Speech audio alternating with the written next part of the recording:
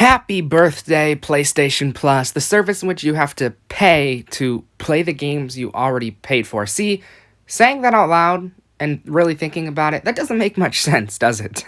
As much shade as I like to throw, I've always been a proud PS Plus subscriber, and I can't deny that I absolutely love getting access to new free games every month. Speaking of which, the lineup that Sony chose to commemorate 10 years of this service is a very interesting one.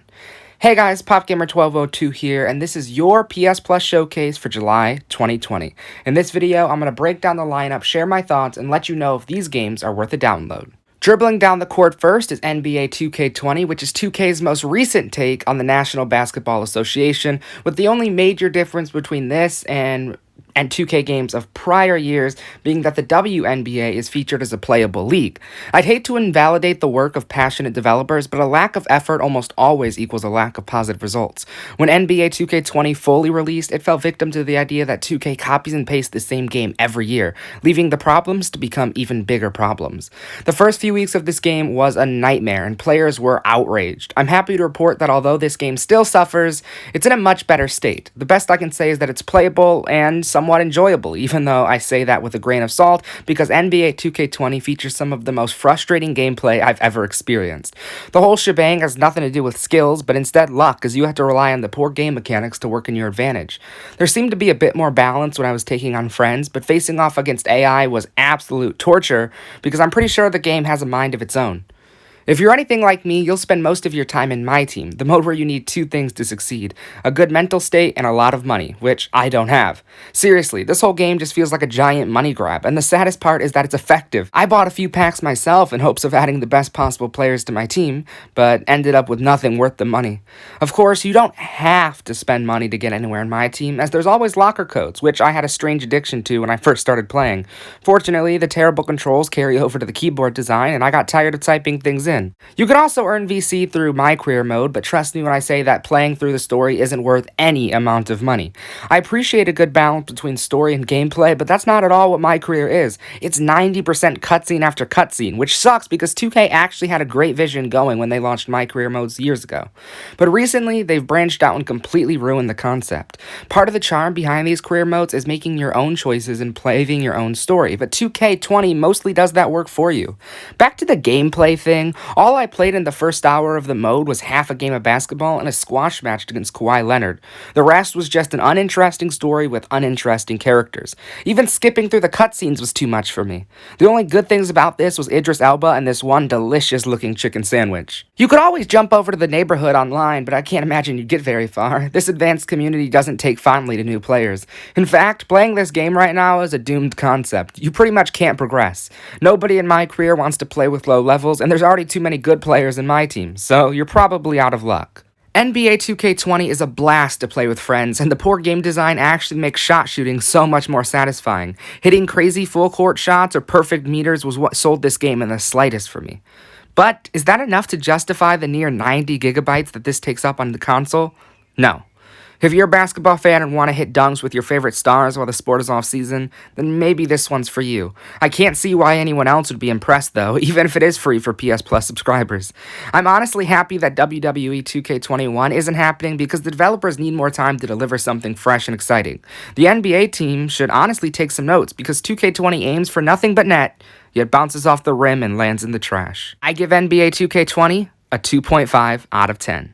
Flipping the pages to the much brighter side of the story is Rise of the Tomb Raider. Lara Croft is one bad apple. I would apologize for the things I put her through while struggling through certain parts of this adventure, but she handled it pretty well. Actually, Croft is easily one of my favorite video game characters coming off of this playthrough. She's just so awesome. But the best part is that she's not the only effective character. Everybody is written and executed incredibly well and have the exact effect on the story that they were meant for. One of my favorite side characters was Jacob, probably because he reminds me a lot of Jesus from The Walking Dead. Anyways, yeah, all these characters fit perfectly into the incredibly captivating story that is Rise of the Tomb Raider. The gameplay, on the other hand, is on a whole other level. One thing that I especially love about this game is how you can play however you want. You are nowhere close to limited in what you can use or how you can handle certain situations. There's almost always more than one way to get the job done, and that doesn't just apply to taking out enemies.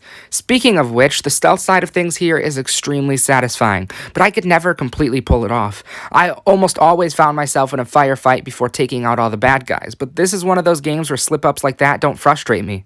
Archery is cool, and I spent a lot of time upgrading my bow, but I've got no problem pulling out my shotgun and blasting enemies with incendiary shells. Some people may tell you that Lara Croft is the female Nathan Drake, but here's some news. Nathan Drake is the male Lara Croft. Yes, there are certain gameplay elements within this adventure that you're going to find in lots of other games, and it wouldn't be Tomb Raider without a few puzzles and lots of parkour.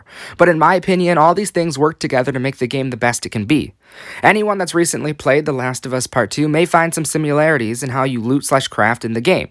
Plus, there's a survival instinct that is a more Tomb Raider version of the healing mode. There's actually a lot of what feels like other games inside of this Crystal Dynamics sequel with a touch of archery-based gameplay thrown on top. But it's the perfect blend, so I can't even complain. The only thing close to a problem is how much the HUD screams at you and takes away from the experience, from constantly reminding me how to do things to annoyingly informing me whenever there's optional things nearby. But any slight flaws like that are canceled out by not only how awesome this game is, but also how beautiful it is. These environments were such a blast to play in, and there is so much to explore. I thought I did my best with getting as much as possible, but I'm apparently only at the 63% mark, even after finishing the main story. I can't wait to go back in and play this again in an even bigger way than before. Rise of the Tomb Raider is everything you signed up for from start to finish. From Lara raiding tombs and then wrestling a bear to the progressively more difficult final fights, this is easily one of the most surprising games I've ever played. I'm now very much inspired to play Shadow of the Tomb Raider, but first I'm going to replay this over and over again. This is why PS Plus exists, to introduce unfamiliar players to hidden gems like Rise of the Tomb Raider. Side note, there is more to do than just what I talked about above. In the 20-year anniversary edition that's free for PS Plus subscribers, a VR mode is included along with a successfully terrifying version of the game called Lara's Nightmare. I'm a sucker for a good zombies mode, so here's me telling you to check that out as well. Not to say that the regular story isn't terrifying, because it definitely can be, especially when you don't know why the music got more intense and then get jumped by a pack of wolves. Anyways, I give Rise of the Tomb Raider a 9 out of 10. This is a golden game. I'm not sure if I should refer to this as a video game or an interactive movie, but now that I think about it, aren't all video games interactive movies? Anyways, Erica dropped as a bonus PS Plus game and completely blew me away. It's probably one of the best in this style.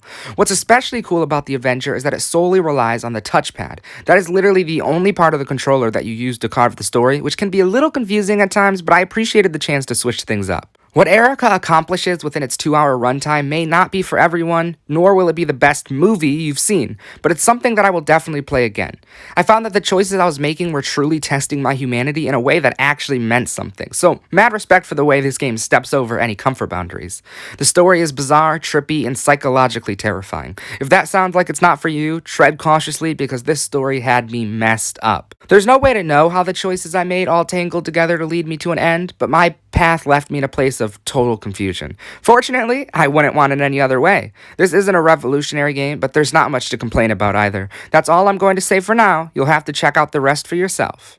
I'll give Erica a 7.5 out of 10. There you guys have my thoughts on this month's PS Plus lineup. 2 good games and 1 not so great game. But still, despite my opinions, you should probably download these games anyways because number one, they're free, but also, gamers all have different opinions and one man's trash could be another man's treasure. So you could absolutely love NBA 2K20. Maybe you'll hate Rise of the Tomb Raider. I don't know. Let me know in the comments below what you think of these games. Is this a good month for PS Plus? Or is it not? I think it's a pretty good month if it was up to me. You can also download the exclusive PS Plus static theme for your PlayStation right now, so go check that out. It's really cool. Lots of awesome video game references from over the years of PS Plus in there. And if you enjoyed this video, make sure to show support down below. Subscribe if you haven't already. And if you do, feel free to hit that little bell icon to be notified whenever I upload. Also, follow me on Twitter at PopGamer1202 and check out the links in the description below. One of them will take you to my Patreon where you can support me directly if you want to. There's 3 tiers, a $5, a $10, and a $15. Any support would help me make even better content than I already do, so that would mean the world. Thank you for watching, and I'll see you all in the next one.